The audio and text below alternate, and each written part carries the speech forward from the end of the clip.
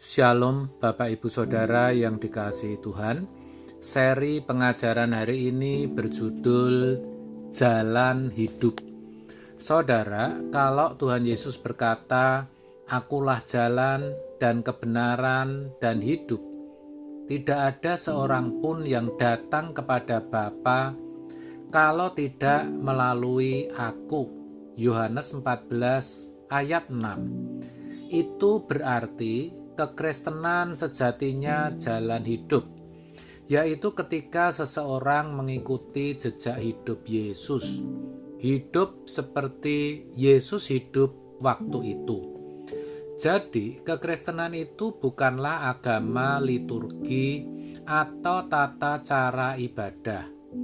Maka sejatinya orang belum bisa dikatakan Kristen ketika ia sudah pergi ke gereja dan mengikuti seremonial atau liturgi dalam beribadah. Kekristenan itu bagaimana kita menggelar hidup setiap hari, setiap saat dengan mengenakan hidup Yesus, dan itu mestinya dinikmati. Saya katakan dinikmati karena tidak mudah.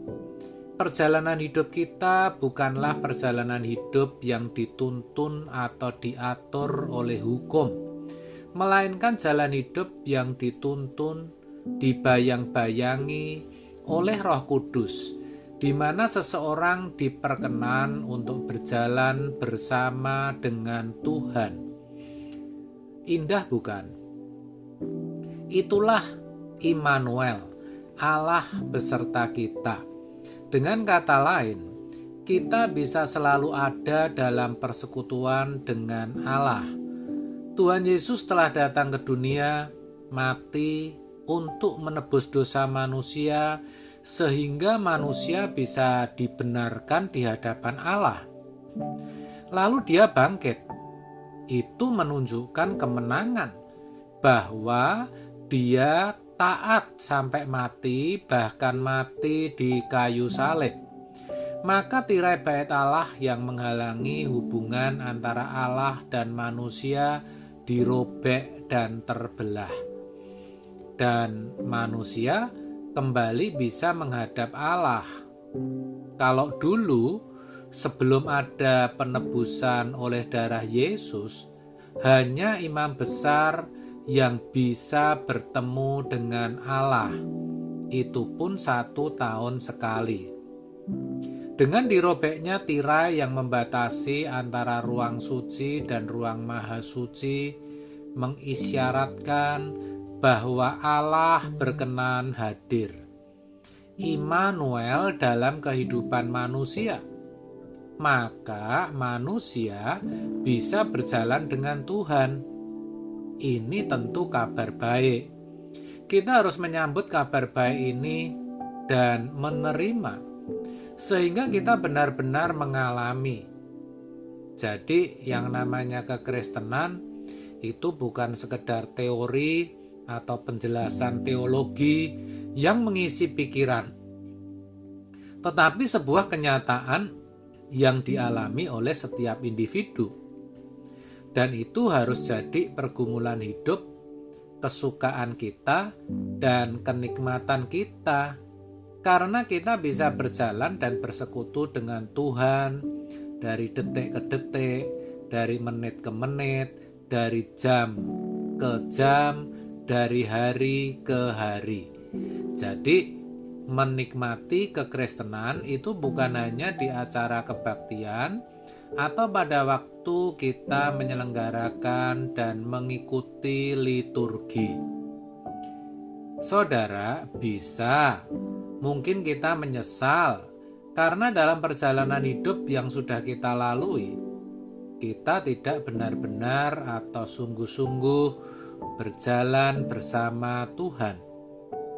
Dan itu disebabkan adanya penyesatan, sehingga kita hanya memahami kekristenan di dalam pikiran saja, dan kita menikmati kekristenan di dalam kebaktian saja, karena kita memiliki banyak kepentingan. nggak apa-apa.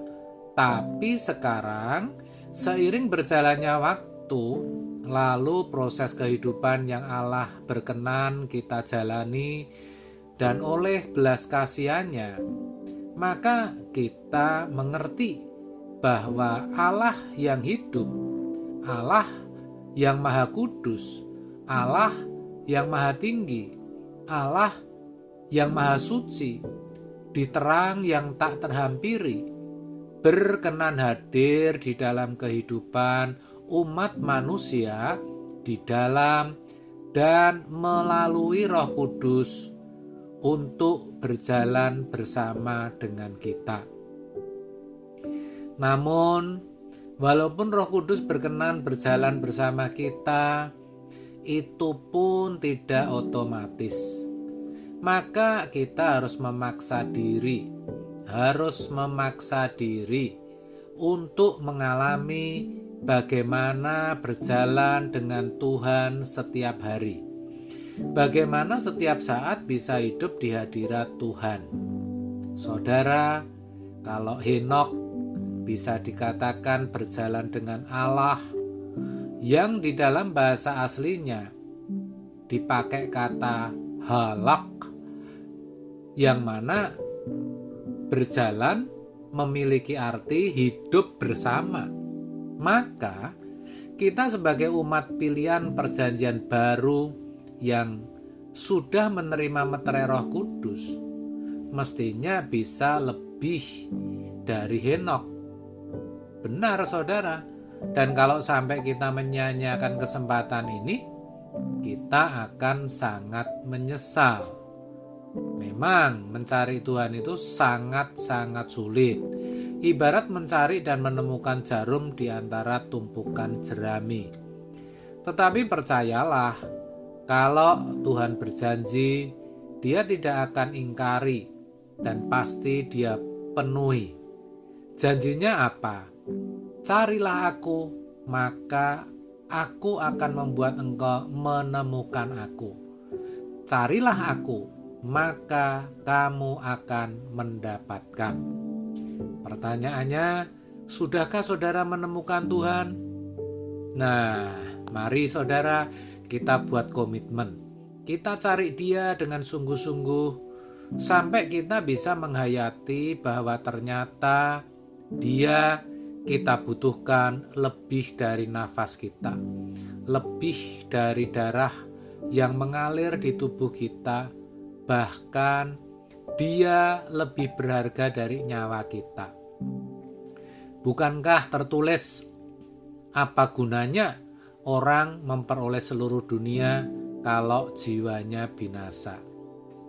Jika kita menghayati hal itu, bahwa jiwa kita lebih berharga dari seluruh harta dunia, maka kita juga bisa mengerti betapa berharganya Tuhan bagi kita.